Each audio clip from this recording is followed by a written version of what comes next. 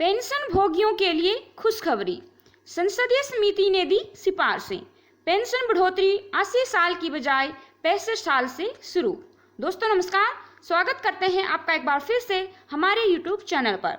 दोस्तों एक मुद्दा है जो काफ़ी समय से उठा हुआ है कि पेंशन बढ़ोतरी 65 साल से शुरू की जानी चाहिए 80 साल की बजाय। दोस्तों अब इस मुद्दे पर पार्लियामेंट्री कमेटी यानी कि संसदीय समिति की भी सिफारिशें आई हैं और कार्मिक लोक शिकायत एवं पेंशन मंत्रालय के मंत्री जी यानी कि राज्य मंत्री डॉक्टर जितेंद्र सिंह जी के पास ये मुद्दा पहुंचा है। क्या थी संसदीय समिति की सिफारिशें, जानेंगे वीडियो के माध्यम से। तो पूरी जानकारी के लिए वीडियो को अंत तक जरूर देखें। वीडियो साथी दोस्तों के साथ भी शेयर जरूर कर लें ताकि वो भी इसके बारे में जान सकें। और अगर आप हमारे चैनल पर नए हैं तो हमारे चैनल को सब्सक्राइब करना ना भूलें और बेल आइकन को भी जरूर प्रेस करें ताकि ताज़ा अपडेट हम आपके सामने जल्द से जल्द लेके आ सकें। तो चलिए दोस्तों ज़्यादा समय न गवाते हुए बढ़ते हैं आज की हमारी वीडियो की तरफ।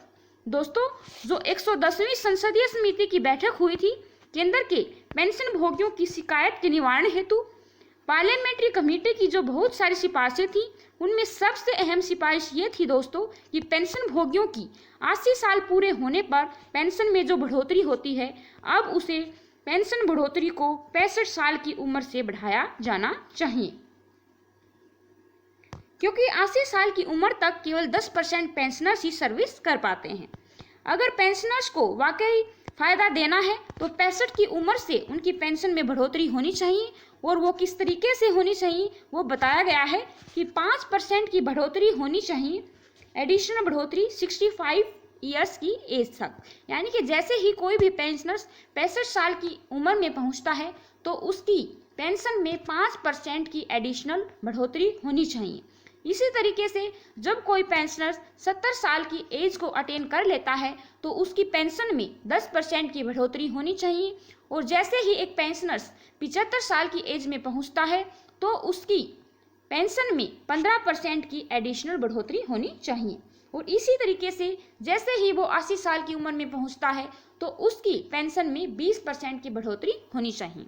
दोस्तों 80 साल पर 20% बढ़ोतरी का प्रावधान तो पहले से ही था, लेकिन अब जो संसदीय समिति की जो सिफारिशें आई हैं उसमें प्रावधान है कि जो पेंशन बढ़ोतरी है वो 65 साल की उम्र से ही शुरू की जानी चाहिए। यानी कि 80 साल की उम्र पर जब कोई भी पेंशनर पहुंचता है तो उस टाइम पे उसको जो 20% मिलता है वो, और जो 5% 65 साल की उम्र के हिसाब से, 10% 70 साल की उम्र के हिसाब से, 15% 75 साल की उम्र के हिसाब से और 20% 80 साल की उम्र के हिसाब से, यानी कि टोटल 50% की बढ़ोतरी उसकी पेंशन में होनी चाहिए दोस्तों जैसे ही वो 80 साल की उम्र में पहुंचता है, क्योंकि ज़्यादा से ज़्यादा 10% पेंशनर्स ही ऐसे होते हैं जो 80 साल की एज तक सर्विस कर पाते हैं। ये मुद्दा डॉक्टर जितेंद्र जी के पास पहुंचा। दोस्तों जो संसदीय समिति की सिफारिशें थी वो इस तरह से थी। इस पर हम पहले भी एक वीडियो आपको बनाकर दिखा चुके हैं, लेकिन फिर भी हम आपको एक बार फिर से रिवाइज करा देते हैं कि मौजूदा जो व्यवस्था है उसमें 80 साल की उम्र पूरी होने पर 20% की बढ़ोतरी होती है, 85 पर 30% की बढ़ोतरी होती है, 90 साल की उम्र पूरे होने पर 40% की बढ़ोतरी हमें देखने को मिलती है। जैसे ही 95 साल की उम्र पूरी हो जाती है तो पेंशनर्स की पेंशन में 50% बढ़ोतरी देखने को मिलती है और जैसे ही कोई भी पेंशनर 100 साल की उम्र को पूरा कर लेता है तो उसकी पेंशन में 100% पेंशन की बढ़ोतरी होती है। लेकिन अब जो समिति ने कहा है दोस्तों वो व्यवस्था 65 साल की उम्र से शुरू होनी चाहिए। इस मुद्दे पर गंभीरता से विचार किया जाना चाहिए सरकार की तरफ। और इसकी मुख्य जो संसदीय समिति थी, जो पार्लियामेंट्री कमेटी थी, उसने कुछ सिफारिशें दी। उसकी कुछ मुख्य 4 सिफारिशें थी, जैसा कि आप देख पा रहे हैं। वो कौन कौन सी सिफारिशें थी? पहली सिफारिश थी दोस्तों जो संसदीय समिति ने सिफारिशें दी उनमें उन्होंने पहली सिफारिश में कहा कि पेंशन एवं पेंशनर्स कल्याण विभाग संबंधित मंत्रालय, चाहे वो कोई भी मंत्रालय हो, चाहे वो डिफेंस से संबंधित हो, यानी कि पेंशन और पेंशन कल्याण विभाग के जो भी पेंशनर्स हैं सेंट्रल गवर्नमेंट के, चाहे वो डिफेंस के हों, रेलवे के हों या फिर किसी भी कम्युनिकेशन डिपार्टमेंट के हों, पोस्टल डिपार्टमेंट के हों, in respective of any department, उससे संबंधित ये मामला था कि पेंशन एवं पेंशनर्स कल्याण विभाग संबंधित जो भी मंत्रालय हैं वो अधिक पेंशन शिकायतों का समाधान निकालने को उनको कहा जाए, क्योंकि पेंशनर्स की शिकायतें बहुत सारी होती हैं दोस्तों, और वो संघर्ष करते करते चले जाते हैं लेकिन उनको प्रॉपर पेंशन नहीं मिलती है। ऐसे बहुत सारे केसेस हैं। जो दूसरी सिफारिश थी दोस्तों, उसमें कहा गया कि इन मंत्रालयों के सामने मामले उठाएं और समय पर समाधान करें, यानी कि एक टाइम फ्रेम हो, उस टाइम फ्रेम के अंदर अंदर पेंशनर्स की समस्या का समाधान होना चाहिए। ऐसा नहीं कि पेंशनर्स का मुद्दा छोटा है और उसको लटका दिया जाए, कभी वो अपने रिकॉर्ड ऑफिस के चक्कर काटे तो कभी बैंक के चक्कर काटे, नहीं, एक टाइम फ्रेम के अंदर अंदर उनकी समस्या का समाधान किया जाना चाहिए। जो तीसरी सिफारिश थी दोस्तों, उसमें कहा गया कि क्वालिटी काउंसिल ऑफ इंडिया के जरिए संबंधित एजेंसियों की पेंशन स्वीकृति, आवंटन, प्रोसेसिंग व भुगतान प्रक्रिया में सुधार लाया जाए, यानी कि जो भी प्रक्रिया है, जो भी प्रोसेस है, उसमें सुधार की आवश्यकता है, उसमें जल्द से जल्द सुधार लाया जाए ताकि पेंशनर्स को समस्या का सामना ना करना पड़े।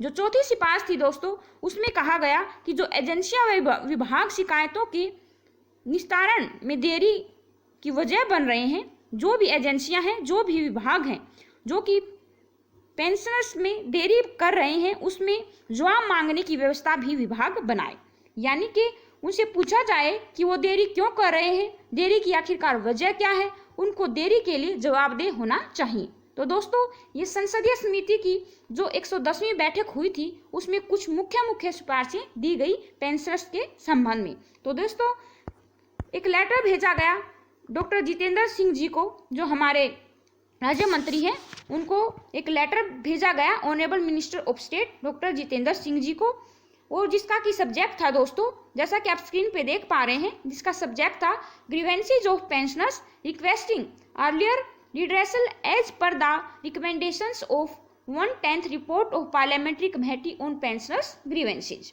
यानी कि दोस्तों, ये जो रिपोर्ट है, जो हमने पूरा मुद्दा आपको बताया, इससे संबंधित डॉक्टर जितेंद्र सिंह जी को एक लेटर भेजा गया है। जैसा हम आपको पहले भी बता चुके हैं कि जो भी संसदीय समिति ने सिफारिशें दी हैं, उससे संबंधित, पेंशनर्स से संबंधित ये एक लेटर डॉक्टर जितेंद्र सिंह जी के पास में भेजा गया।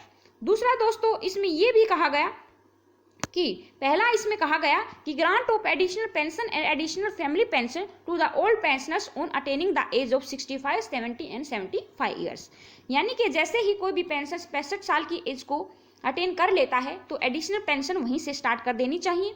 फिर 70 और 75 साल की एज पर, जैसा हमने बताया, 5%, 10%, 15% की बढ़ोतरी इस टाइप से होनी चाहिए। जैसे ही एक पेंशन 80 साल की उम्र को अटेन कर लेता है तो टोटल मिला के 50% की बढ़ोतरी उसकी पेंशन में देखी जानी चाहिए। दूसरा, इसमें एक मुद्दा और भी उठाया गया है दोस्तों कि enhancement of fixed medical allowances FMA for pensioners and family pensioners, यानी कि जो मेडिकल अलाउंसेज का मुद्दा था उसको भी बढ़ाने की बात की गई है इस लेटर के अंदर। तीसरा एक मुद्दा और भी उठाया गया है दोस्तों कि इम्प्लीमेंटेशन ऑफ MACPS, यानी कि modified assured career progression scheme. तो उसमें क्या कहा गया है दोस्तों कि जो MACP है, ये एक मुद्दा भी बड़ा अहम मुद्दा है।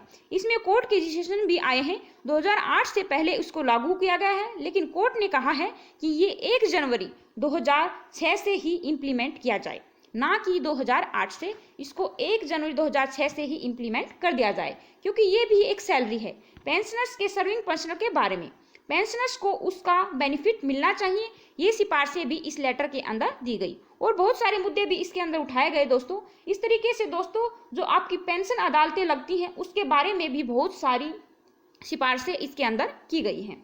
लेकिन आज का जो मेन मुद्दा है दोस्तों, वो एडिशनल पेंशन मिलती है पेंशनर्स को जो 80 साल की एज से उसको 65 साल की एज से लागू करने की जो मांग है। अब वो कार्मिक शिकायत मंत्रालय, लोक एवं पेंशन मंत्रालय, जिसके मंत्री जी डॉक्टर जितेंद्र सिंह जी हैं, उसके पास ये मुद्दा पहुंच चुका है। तो उम्मीद करते हैं कि कोई अच्छा रिजल्ट निकल के सामने आएगा। डॉक्टर जितेंद्र सिंह जी कोई अच्छा फैसला हमें सुनाएंगे, जिससे कि 10% जो पेंशनर्स हैं 80 साल की एज तक, वो उनको जो पेंशन मिलती है वो बहुत कम बच पाते हैं। 80 साल की एज तक बहुत कम पेंशनर्स ऐसे होते हैं जो कि पेंशन ले पाते हैं। केवल 10% ही पेंशनर्स ऐसे बचते हैं जो 80 साल की एज को अटेन करते हैं। तो जो 65 साल की जो एज है उस पर ज़्यादातर हमारे पेंशनर्स जीवित रहते हैं, तो उनको इसका फ़ायदा ज़रूर मिलना चाहिए। तो दोस्तों आज की वीडियो में बस इतना ही। वीडियो में दी गई जानकारी आपको कैसी लगी हमें कमेंट सेक्शन में कमेंट करके ज़रूर बताएं। वीडियो पसंद आई हो तो साथी दोस्तों के साथ वीडियो को शेयर जरूर करें और बेल आइकन को प्रेस करना ना भूलें। जल्द ही हाजिर होंगे एक नई वीडियो के साथ, तब तक के लिए बने रहें हमारे साथ। धन्यवाद। जय हिंद, जय भारत।